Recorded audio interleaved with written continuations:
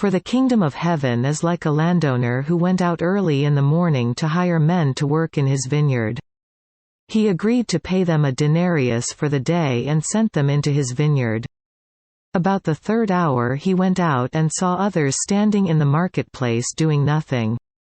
He told them, "You also go and work in my vineyard, and I will pay you whatever is right."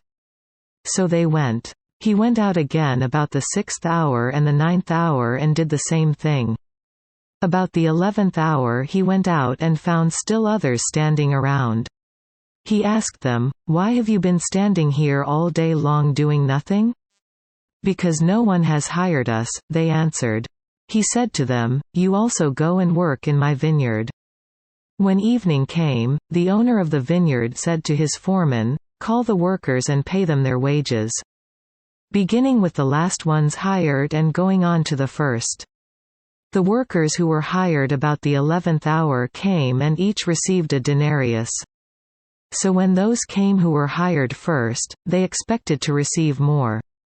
But each one of them also received a denarius. When they received it, they began to grumble against the landowner. "These men who were hired last worked only 1 hour," they said, "and you have made them equal to us, who have borne the burden of the work and the heat of the day." But he answered one of them, "Friend, I am not being unfair to you. Didn't you agree to work for a denarius? Take your pay and go. I want to give the man who was hired last the same as I gave you. Don't I have the right to do what I want with my own money? Or are you envious because I am generous?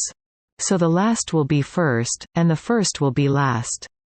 Now as Jesus was going up to Jerusalem, he took the 12 disciples aside and said to them, "We are going up to Jerusalem, and the Son of Man will be betrayed to the chief priests and the teachers of the law. They will condemn him to death, and will turn him over to the Gentiles to be mocked and flogged and crucified. On the third day he will be raised to life."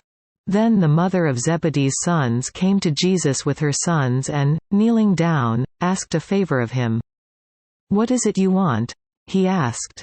She said, "Grant that one of these 2 sons of mine may sit at your right and the other at your left in your kingdom."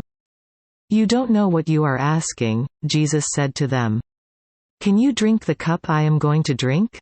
"We can," they answered. Jesus said to them, "You will indeed drink from my cup, but to sit at my right or left is not for me to grant. These places belong to those for whom they have been prepared by my Father." When the 10 heard about this, they were indignant with the 2 brothers.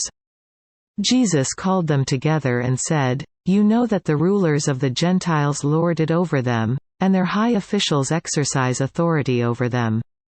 Not so with you. Instead, whoever wants to become great among you must be your servant.